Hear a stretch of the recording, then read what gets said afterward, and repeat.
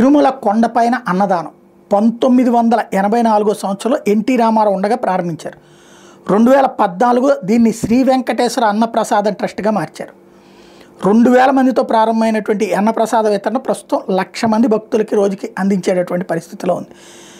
9.7 లక్షల మంది దీనికి డొనేట్ చేశారు. 9.7 లక్షల మంది. ఈ ట్రస్ట్లో కోటి అంతకుమించి విరాళం ఇచ్చిన దాతలు 139 మంది ఉన్నారు.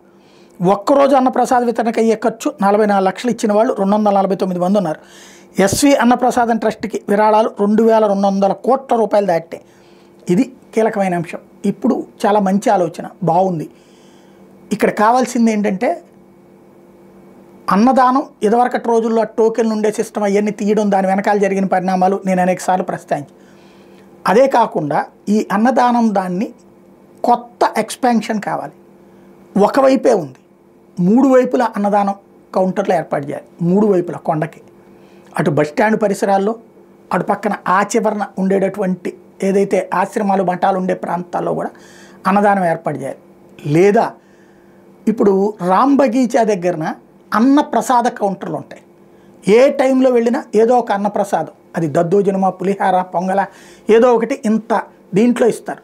అది తినేసి వెళ్ళిపోయేవాళ్ళు బోల్డ్ అంతమంది. అట్లాంటివి కొండపైన ఒక 6-7 చోట్ల అవి మంచినీళ్ళు ఏర్పాటు చేస్తే ఇక జనాలకి డబ్బులు ఖర్చు ఉండదు.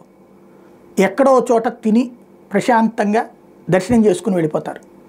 మంచినీళ్ళు, ఆహారం, ఈ 2 మరికొన్ని చోట్ల ఏర్పాటు చేయాల్సినటువంటి అవసరం ఉంది.